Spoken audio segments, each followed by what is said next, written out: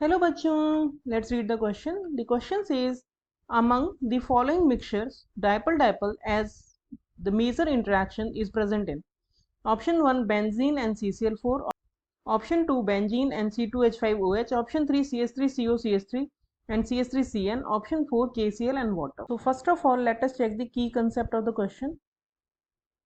The key concept of the question is that when two polar compounds are present, तो जो polar compounds होते हैं तो उसमें दो हमारे डायपल बन जाएगा. डायपल मीन्स उसमें चार्ज जनरेशन हो जाएगा, जैसे ये प्लस और ये नेगेटिव. और दूसरा कंपाउंड भी अगर पोलर है तो इसमें भी कुछ चार्ज जनरेशन हो जाएगा, तो ये भी डायपल में कन्वर्ट हो जाएगा. तो डायपल में बीच में इंटरेक्शन होता है, पॉजिटिव नेगेटिव आपस में एक दूसरे को अट्रैक्ट करते हैं. तो इस टाइप का जो इंटरेक्शन होता है उसको हम बोलते हैं डायपल डायपल इंटरेक्शन. और डायपल डायपल इंटरेक्शन जो है वो उन्हीं में पॉसिबल है जिनमें दोनों मॉलिक्यूल्स अगर पोलर हैं, आयनिक नहीं है बट पोलर है, और वो पोलैरिटी की वजह से उनमें डायपल क्रिएट हो जाता है. तो इसके लिए जो कंडीशन है वो ये है कि दोनों ही मॉलिक्यूल पोलर होने चाहिए, तो उनके बीच का इंटरेक्शन डायपल डायपल इंटरेक्शन होता है. तो अब हम वन बाय वन सारे ऑप्शंस को देखते हैं कि किसमें किस टाइप का अट्रैक्शन होगा. तो पहला जो है वो है बेंजीन एंड CCl4. तो बेंजीन जो है वो सिमेट्रिकल मॉलिक्यूल होता है और नॉन पोलर होता है. ऐसे ही जो CCl4 है वो भी सिमेट्रिकल मॉलिक्यूल होता है.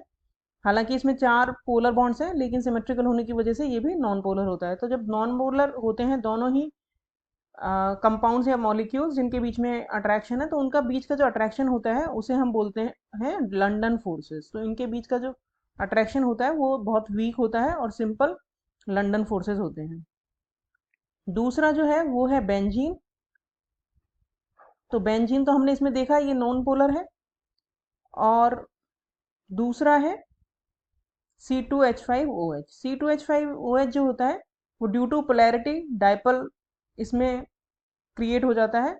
और ये जो डायपल है वो दूसरे मॉलिक्यूल में डायपल इंड्यूस कर सकता है, तो उसे हम बोलते हैं इंड्यूस डायपल. जब एक डायपल दूसरे में डायपल क्रिएट कर दे तो उसे बोलते हैं इंड्यूस डायपल. तो इस टाइप का जो इंटरेक्शन होता है उसे हम बोलते हैं dipole induce dipole attraction. Attraction या फोर्सेस जो भी है.